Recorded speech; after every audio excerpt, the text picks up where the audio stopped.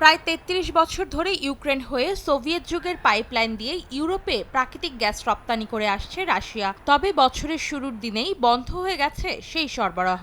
ইউক্রেনের সঙ্গে শেষ হয়েছে রাশিয়ার গ্যাস পরিবহন চুক্তির মেয়াদ। মস্কোর সঙ্গে চুক্তির মেয়াদ বাড়াতে কিয়েভ রাজি না হওয়ায় ১৯৯১ সাল থেকে শুরু হওয়া দীর্ঘদিনের এই সরবরাহ ব্যবস্থা বন্ধ হয়ে গেছে বলে জানায় রুশ জ্বালানি প্রতিষ্ঠান গ্যাসপ্রম। ২০১৪ সালে ক্রিমিয়া উপদ্বীপ অধিগ্রহণের পর ইউক্রেনের সঙ্গে রাশিয়ার সম্পর্কের অবনতি হয়। একই বছর থেকে মস্কোর কাছ থেকে গ্যাস কেনা বন্ধ করে দেয় কিয়েভ। ২০২২ সালের ফেব্রুয়ারিতে দুই দেশের মধ্যে শুরু হয় সামরিক যুদ্ধ।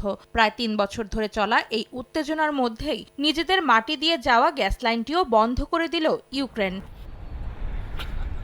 ইউরোপীয় ইউনিয়নভুক্ত দেশগুলোতে গ্যাসের চাহিদা বেশিরভাগই পূরণ করত রাশিয়া। প্রতি বছর ইউরোপের আমদানি করা গ্যাসের মধ্যে ৩৫% যেত মস্কো থেকে, যা বর্তমানে নেমে এসেছে ৮%। এটি ইউরোপের জন্য অশনি সংকেত হিসেবে দেখছেন আন্তর্জাতিক বিশ্লেষকরা।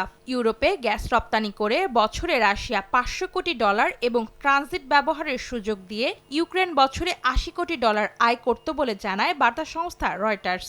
রপ্তানি বন্ধ হওয়ায় রাশিয়া জ্বালানি খাতে তাদের বাজার হারাতে পারে বলেও আশঙ্কা করছেন কেউ কেউ। আবার অনেকেই বলছেন হারানো বাজারের ক্ষতি পুষিয়ে নিতে বিকল্প খুঁজতে খুব বেশি বেগ পোহাতে হবে না পুতিন প্রশাসনকে।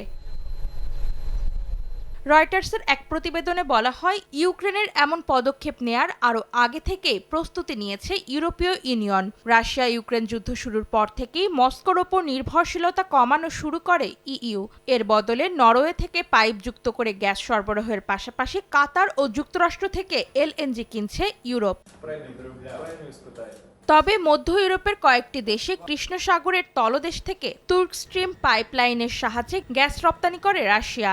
আর তাই ইউক্রেন সরবরাহ চুক্তি থেকে সরে গেলেও তুরস্ক, হাঙ্গেরি, সার্বিয়া সহ মধ্য ইউরোপের কিছু দেশে অব্যাহত রয়েছে রুশ গ্যাস সরবরাহ।